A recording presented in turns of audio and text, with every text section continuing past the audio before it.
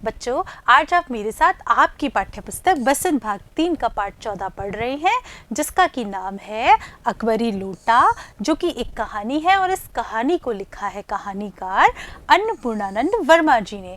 बच्चों, आप मेरे साथ यह कहानी पिछले भाग में पढ़ चुके हैं तथा इस कहानी पर आधारित अभ्यास प्रश्नों को भी हल कर चुके हैं। बच्चों, कहानी के इस भाग में आज हम भाषा की बात करने वाले हैं। भाषा की बात यानी कि व्याकरण से संबंधित प्रश्नों को इस भाग में हम हल करेंगे। तो बच्चों, देखते हैं आपके इस भाग में भाषा की बात में कौन कौन से प्रश्न हैं। इस कहानी में लेखक ने जगह जगह पर सीधी सी बात कहने के बदले रोचक मुहावरों और उदाहरणों आदि के द्वारा कहकर अपनी बात को और अधिक मजेदार और रोचक बना दिया है। कहानी से वे वाक्य चुनकर लिखिए जो आपको सबसे अधिक मजेदार लगे। बच्चों, कहानी के जो लेखक है अन्नपूर्णानंद जी वर्मा, वो हास्य या व्यंग के कवि हैं और वो बहुत ही अच्छी तरीके से अपनी बात रखते हैं और रोचक ढंग से प्रस्तुत करने के लिए उन्होंने कोई भी बात सीधे तरीके से नहीं कही है, या तो मुहावरों के माध्यम से कही है या फिर उन्होंने उदाहरणों के द्वारा कहानी में अपनी बात को जगह जगह रखा है। आपको इस प्रश्न में क्या करना है? आपको इस प्रश्न में वो वाक्य चुनकर लिखने हैं जिससे कि आपकी कहानी बहुत ही अधिक मजेदार लगी हो आपको। तो बच्चों, कौन कौन से हो सकते हैं वह वाक्य? देखिए, इस समय अगर दुम दबाकर निकल भागते हैं तो फिर उसे क्या मुंह दिखाएंगे? इस उधेड़ बुन में पड़े लाला छत पर टहल रहे थे। बच्चों, ये मैं है। लाला अपना गुस्सा पीकर पानी पीने लगे।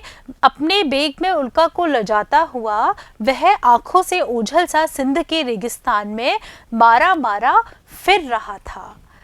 इस कहानी में लेखक ने अनेक मुहावरों का प्रयोग किया है। कहानी में से 5 मुहावरे चुनकर उनका प्रयोग करते हुए वाक्य में लिखिए। बच्चों, आप लोगों ने यह कहानी पढ़ी है और कहानी में मैंने आपको बताया था कि इस पाठ में लेखक ने अपनी बात को बहुत ही रोचक ढंग से प्रस्तुत करने के लिए जगह जगह मुहावरों का प्रयोग किया है।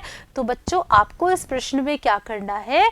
इस प्रश्न में आपको इस पाठ में जितने भी मुहावरे दिए गए हैं उनमें से 5 मुहावरे छांटकर लिखने हैं और उनका वाक्य में प्रयोग करना है। तो बच्चों, देखिए कौन कौन से 5 मुहावरे हैं जो कि मैंने छांटे हैं। पहला है हंसी खेल ना होना, यानी आसान काम नहीं होना। हाथ धोना यानी कि खो देना। दुम दबाकर भाग जाना यानी डरकर भागना। आंखों से ओझल हो जाना यानी दिखाई नहीं पड़ना या गायब हो जाना। अंतर्धान हो जाना यानी कि गायब हो जाना। तो बच्चों, अब हम इन मुहावरों का वाक्यों में भी प्रयोग करेंगे। देखिए, हंसी खेल ना होना। देखिए इसका वाक्य में प्रयोग, डॉक्टरी परीक्षा पास करना हंसी खेल नहीं है।